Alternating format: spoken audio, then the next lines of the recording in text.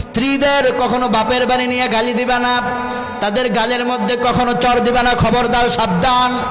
বিশ্বনবী বললেন, মেয়েদের গালে তুমি চর মারবা না, তাকে ভালোবাসা দিবা, সবসময় মোহাব্বতের নজরে তাকে তাকাবা।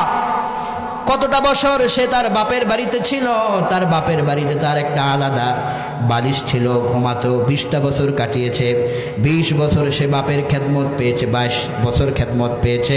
একদিন তুমি বিসমিল্লাহ কবুল বলে তাকে নিয়ে এসেছ, এরপর থেকে সে তোমার রান্নার কাজে সহযোগিতা করে, তোমার ঘর বাড়ি মুছা দেয়, পরিষ্কার করে রাখে, তোমার সন্তানদের খাদ্য খাবারের আয়োজন করে, ব্যবস্থা করে।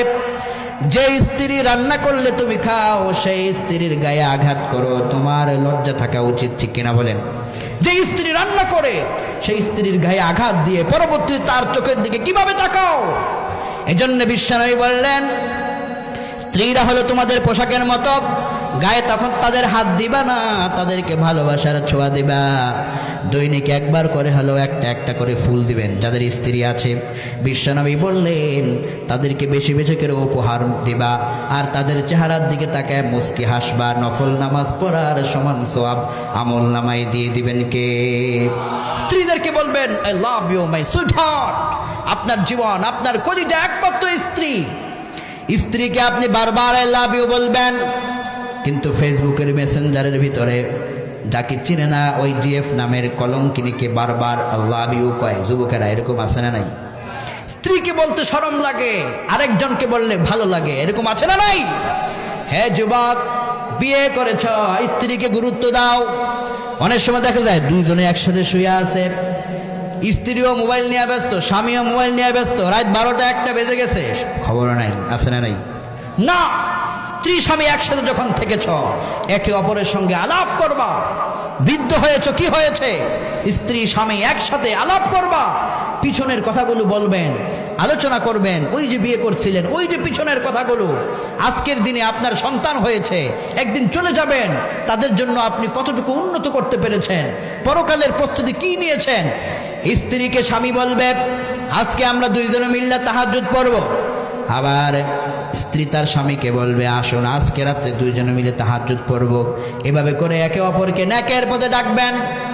আপনার স্ত্রী যদি অন্য মহিলার সঙ্গে ঝগড়া লেগে যায়, আপনি স্বামী হিসেবে ওই ঝগড়া থেকে তাকে ফিরিয়ে রাখবেন। এভাবে করে একে অপরের সঙ্গে সুন্দর ভালোবাসার সম্পর্ক রাখবেন। ঘরের ভিতরে ঢোকার সময় আপনি স্বামী আগে সালাম দিবেন। আগে সালাম মারলে আপনার স্ত্রী যেটা খুশি হবে, ওই যে ঘরের ভিতরে হাজারো কষ্ট করেছে, সকল কষ্ট আল্লাহ তার দূর করে দিবে। বিশ্বনবী সাল্লাল্লাহু আলাইহি ওয়াসাল্লাম যখন ঘরে প্রবেশ করতেন, আয়েশা রাদিয়াল্লাহু আনহা কাজে ব্যস্ত থাকতেন। নবীজি পিছন দিক দিয়া হযরত আয়েশাকে তিনি ধরতেন, ছোঁয়া মারতেন আর দোয়া করতেন। এইভাবে করে কাপড় দিয়া কপালের এই ঘামগুলোকে মুছে দিতেন আর বলতেন, আয়েশা, আমি দিনের দাওয়াতের কাজে সংসারে তোমাকে সাহায্য করতে পারি নাই, অনেক কষ্ট করেছ। হযরত আয়েশা বলতেন, আমার বিশ্বনবীজি আমার স্বামী যখন ঘরে প্রবেশ করে আমাকে যখন বলতেন, আয়েশা তুমি সংসারের জন্য অনেক কষ্ট করেছ, এটা বলা মাত্রই আমার সংসারের সকল কষ্ট দুঃখগুলো আমার মন থেকে মুছে যায়। আপনার স্ত্রীর পাশে এসে আপনি এটা বলবেন যে তুমি আমার সংসারের জন্য অনেক কষ্ট করো, তাকে আপনি এইভাবে করে শক্তি যোগাবেন, প্রেরণা দিবেন। বিশ্বনবী বললেন, স্ত্রী স্বামীকে সালাম দিবে, স্বামী তার স্ত্রীকে সালাম দিবে। ঘরে যখন প্রবেশ করেছেন, আপনার স্ত্রী দরজা খুলেছে, আপনি আগে সালাম দিবেন। এতদিন দেন নাই, আজকে গিয়া হলেও সালাম দিবেন। পারবেন তো ইনশাআল্লাহ? বিশ্বনবী বললেন, আবু দাউদের বর্ণনায়, আন আব্দুল্লাহ ইবনে সালাম রাদিয়াল্লাহু আনহু قال